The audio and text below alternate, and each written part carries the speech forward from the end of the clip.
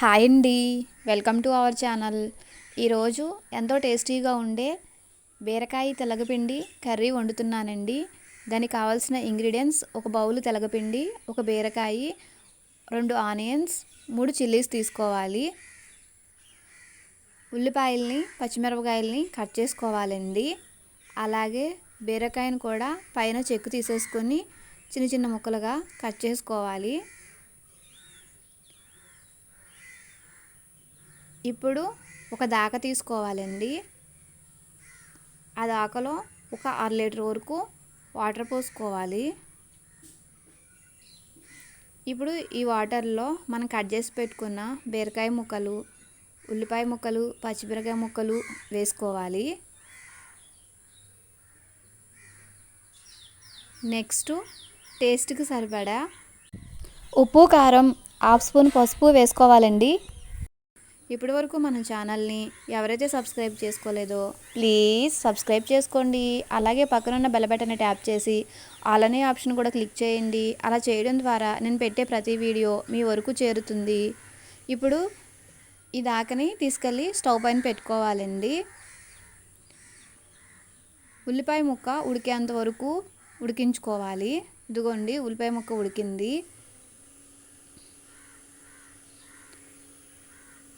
ఇప్పుడు మనం తెలగపిండిని కొంచెం కొంచెంగా ఉండలు కట్టకుండా పోస్తూ కలుపుకోవాలి. ఎంతో టేస్టీగా ఉండే ఈ కర్రీ హెల్త్కి కూడా చాలా మంచిదండి. ఇదిగోండి, ఇప్పుడు ఫ్లేమ్ అనేది మీడియంలో పెట్టుకొని పొడిపొడిలాడుతూ అయ్యేంత వరకు ఈ కర్రీని మగ్గపెట్టుకోవాలండి. మధ్య మధ్యలో కలుపుతూ ఉండాలి. అంతలోకి తాలింపు దినుసులు తీసుకుందామండి. ఎండుమిర్చి, లైట్గా చితక్కొట్టుకున్న వెల్లుల్లి రెబ్బలు, మినప్పప్పు, జీలకర్ర, ఆవాలు, కరివేపాకు. ఆయిల్ అనేది కొంచెం ఎక్కువే పడుతుందండి. 1/2 కప్పు వరకు ఆయిల్ తీసుకోవాలి. ఇదిగోండి, కర్రీ దగ్గర పడింది. ఇలాగ పొడి పొడిలాడుతూ ఉండాలి. ఇప్పుడు మనం దీనికి పోపు పెట్టుకుందామండి.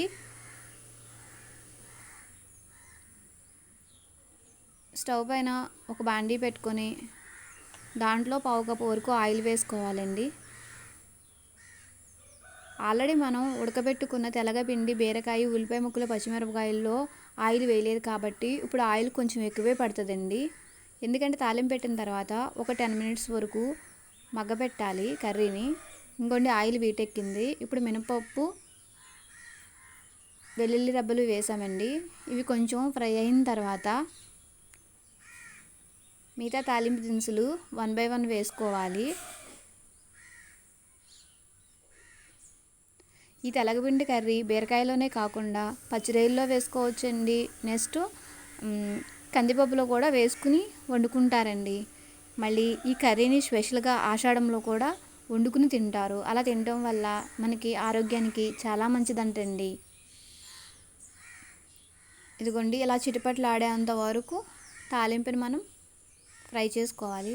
ఫ్లేమ్ స్లిమ్లో పెట్టుకుని చేసుకోండి, లేకపోతే తాలింపు మాడిపోతుంది.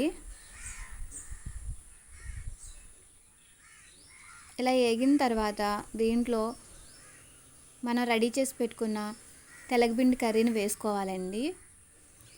వేసుకుని ఒక 10 నిమిషాల వరకు మగ్గబెట్టాలి ఈ ఆయిల్లో. అప్పుడు పచ్చివాసన లాంటిది ఏమైనా ఉంటే పోతుందండి. చూసారు కదండి, ఎంతో టేస్టీగా ఉండే బీరకాయ తెలగపిండి కర్రీ రెడీ అయింది. ఈ వీడియో మీకు నచ్చినట్లయితే లైక్ చేయండి, అలాగే షేర్ చేయండి. మీరు కూడా ట్రై చేసి ఎలా వచ్చింది అనేది కామెంట్ చేయండి. ఇప్పటివరకు సబ్స్క్రైబ్ చేసుకున్న వాళ్ళు ఎవరైనా ఉంటే కనుక ప్లీజ్ అండి సబ్స్క్రైబ్ చేసుకుని నన్ను సపోర్ట్ చేయండి.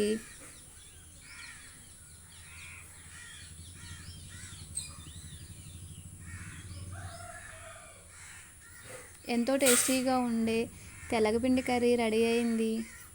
సాల్ట్ ఏమైనా సరిపోతే కనుక చూసుకుని వేసుకోండి. మనకైతే సరిపోయింది ఇక్కడ.